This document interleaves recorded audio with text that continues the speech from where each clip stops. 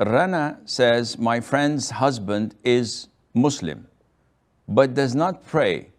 He just prays Jumu'ah, Friday prayers, sometimes. He doesn't pay zakat, he doesn't fast, he drinks alcohol every now and then, he doesn't allow her to wear the hijab, he takes and deals with riba, but his manners are very good.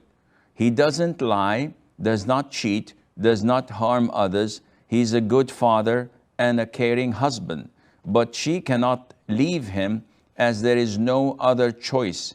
Is she sinful for staying with him? Now, the problem lies in the following. Is a Muslim woman allowed to stay or to get married to a non-Muslim man? The answer by consensus of scholars is no. It is totally prohibited for a Muslim woman to marry a non-Muslim man. Now this is one part. The second part is pertaining to this sister's question. Is her husband classified and labeled now as a non-Muslim, or he is still a Muslim? It's an issue of dispute among scholars. And the cause of the dispute is whether a Muslim not praying is rendered as a kafir, or he's still a believer and a Muslim. The Prophet said, alayhi salatu wasalam, between a man and disbelief or shirk is abandoning the salat. Narrated by reported by Imam Muslim in his Sahih. In the Sunan, the Prophet said, whoever leaves or abandons salat, he has become a kafir. Faqad kafar. And also the Prophet said, alayhi salatu wassalam, the pledge that separates us Muslims from them non-Muslims is salat, is prayer. And whoever abandons it, then he is a disbeliever.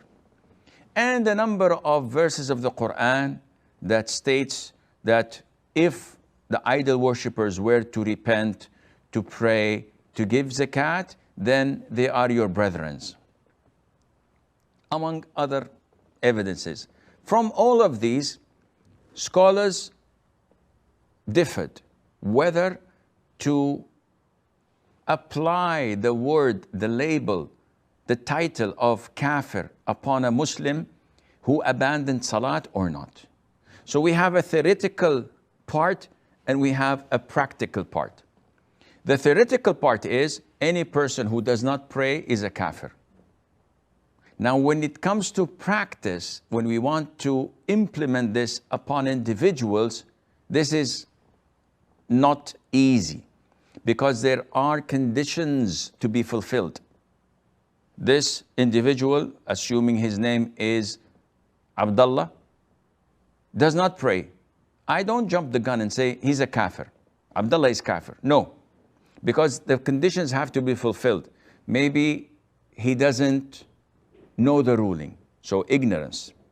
Maybe there is misinterpretation. He interprets it as it's not something that takes him out of the fold of Islam, because there is a hadith, whoever says La ilaha illallah sincerely from his heart will enter Jannah. So why should I pray?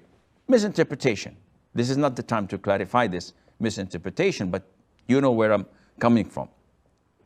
He might be forced. He might have many, many reasons. So I cannot label Abdullah, this particular individual, as a kafir, a non-Muslim that must be separated from his wife until the conditions are fulfilled. And the obstacles are removed. There are obstacles that prevent me from giving him takfir. And at the end of the day, takfir is for the Muslim ruler, for the judge. So, in a nutshell, the sister's question is not easy to answer by saying, leave him. Especially when she says at the end of the question that she doesn't have anywhere to go. Therefore, until she can plan for her life and move on without him, until she can have a substitute or another valid alternative for her and for her children, I advise her to stay with him, try to advise him, to remind him when he's in a good mood, as long as he's caring and a loving husband and a father. Try to encourage him every now and then and say, come on, love, I'd like you to lead me in prayer in Maghrib or in Isha. Every now and then, every blue moon, reminding him of Allah's favors and our obligations towards Allah, because He created us, He blessed us with so many things without count. Maybe, inshallah, Allah would guide him through this loving and caring and compassionate way. But meanwhile, she should work on trying to leave him without telling him, so that she would be in a Muslim environment, in a Muslim house, with a Muslim, a proper Muslim spouse.